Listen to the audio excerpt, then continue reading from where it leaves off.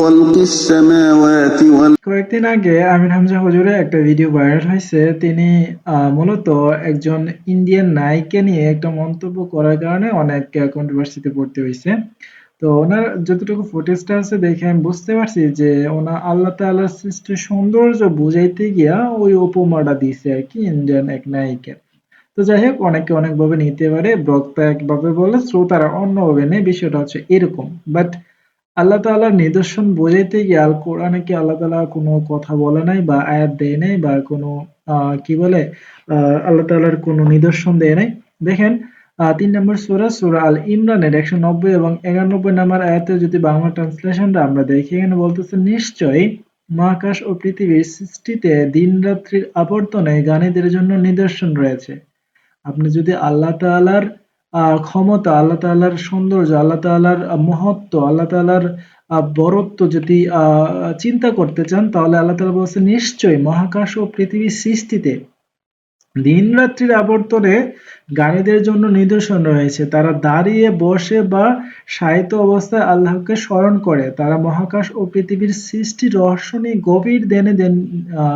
গভীর ধ্যানে নিমগ্ন হয় এবং বলে, হে আমার প্রতিপালক, তুমি এসব অনর্থক সৃষ্টি করো না, তুমি মহাপবিত্র, আগুনের শাস্তি থেকে তুমি আমাদের রক্ষা করো।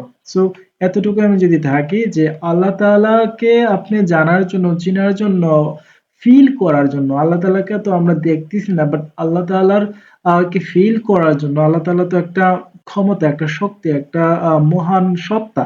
এই সত্যটাকে আপনি যদি ফিল করতে চান, তাহলে আপনাকে কিছু জিনিস নিয়ে অবভিয়াসলি চিন্তা করতে হবে। বিশেষ করে স্পেস, মহাকাশ নিয়ে আপনাকে চিন্তা করতে হবে। মহাকাশের সৃষ্টি নিয়ে চিন্তা করতে হবে। পৃথিবী কিভাবে সৃষ্টি হয়েছে এগুলো নিয়ে আপনাকে চিন্তা করতে হবে। দিন-রাত কিভাবে হইতেছে এগুলো নিয়ে আপনাকে চিন্তা করতে হবে। হ্যাঁ?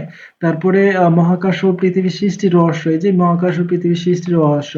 মহাকাশ বা মহাবিশ্ব কিভাবে সৃষ্টি হয়েছে, স্পেস সায়েন্স যদি আপনি জানেন বা পড়েন বা দেখেন, আপনার দেখতেই মন চাইবে। আপনি বুঝতে পারবেন যে স্পেস এত বড় হইতে পারে, স্পেস এত বিশাল হইতে পারে, স্পেস এত লিমিটলেস হইতে পারে, তাহলে স্পেস ক্রিয়েটর মানে সৃষ্টিকর্তা আল্লাহ তাআলা কি হইতে পারে।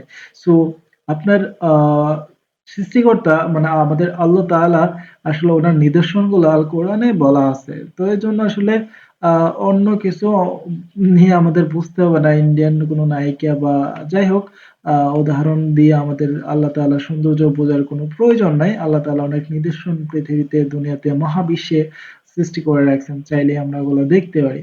হ্যাঁ? আমাদের জানার হয়তো অভাব এতটুকু।